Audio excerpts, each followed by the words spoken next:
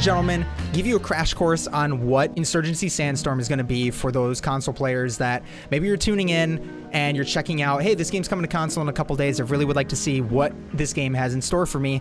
I'm going to show you off a little bit what the appearance, what the leveling up looks like, and going over some of the loadouts, things like that, just so you all can get a good understanding. That way you're not coming in, I guess, flat-footed, if you want to call it that. Up in the top right here, you've got your currency. You get new currency when you level up in the game, and everything is cosmetic when it comes to leveling up.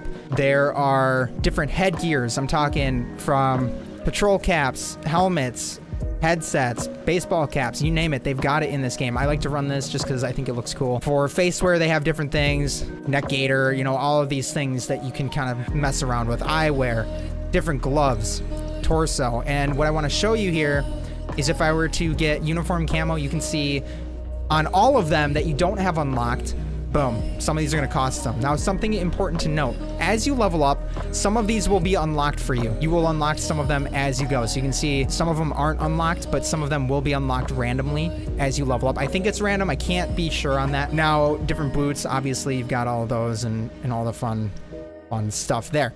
Now, uniform camo, great. All of these different camos, awesome. But what are you thinking if you get into a snow map and you're rocking something that looks like this? You're going to show up pretty easily. Well, you have your presets on the right. You can make a preset, and it's too easy. You just name it what you want. I don't know what the cap is on that. I haven't tested it, but it lets you create that snow camo. If you want to rock snow camo, you have that opportunity to do so. And something that may blend in with more of a woodland map, something that may blend in with more of the desert, which is what I have right now, since a lot of this is based in the Middle East.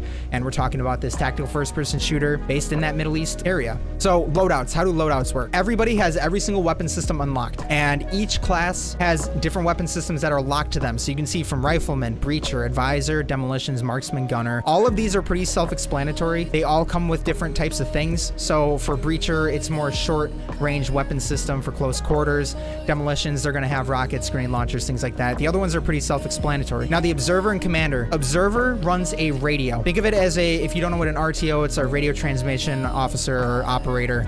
And they are typically assigned a radio, and they usually stick close to the commander because the commander is able to call in different types of assets. He can call in for the security forces, a smoke screen, some artillery, an A-10 close air support gun run, and Black Hawk or Apache helicopter that can come in and give you close air support as well. Now for the insurgent side, the insurgents are able to call in smoke screen, chemical mortars, which will kill you if you stand in it for too long. They also are able to call in, think of the drones that you can buy in the store. They attach IEDs to those and they send those into a designated area that the commander will designate. And then they also have mortar strike as well. So they're pretty even. The helicopters can be pretty overpowering and you need to stay inside when those happen, but they can be shot down with the demolitions class with those rocket launchers. One thing I do want to note as well, as you click these classes, you're going to see on the top right, you have a certain number of credits that are assigned to your class. What does that mean? Well, you can see the G3 costs 4 points. I like running the G3. It's really powerful. It's a 7.62 by 5.1. It's typically a 1 shot to 2 shot in the chest, always guaranteed 1 shot to the head. I have the 4x optic with a 1x. It's got a iron sight on the top. This is like an L-can if you're familiar with Escape from Tarkov. And you have your different underbarrels that you can see that I can pick from. I like to do the recoil because this gun has quite a bit of recoil, and you can see all of the stats right here. As you change it, it will move as you go. Flash hider versus a compensator, laser sight, tracer rounds, and then the aesthetic. These are different things you can get through the DLC, which you can see Midnight Blue weapon skin set and Hunter weapon skin set. Since this is a indie developed company, they do have some DLC to help fund them a little bit more, and with the console version being released, it's going to help them out, I'm sure, in pushing some new types of things. So that's what you can expect. All guns unlocked right away, and the leveling system helps you make your guy unlock different customized appearances. So that's how that works. Now, one thing that people may be looking at is, okay, so you're talking about there's different armor types that we can see on the appearance, right?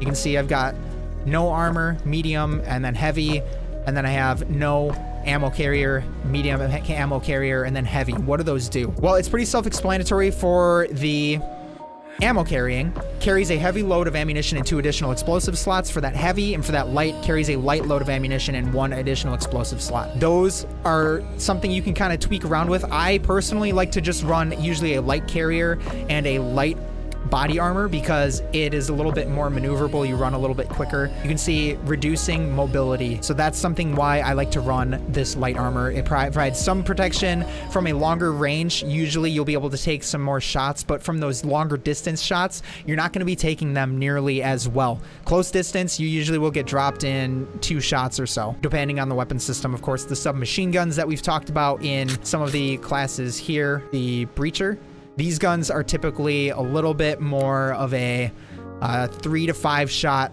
depending on what the other person is wearing. If they're wearing that heavy or medium armor, then it's going to be much more of a 3 to 5 shot to the chest, at least. Headshots pretty much guaranteed.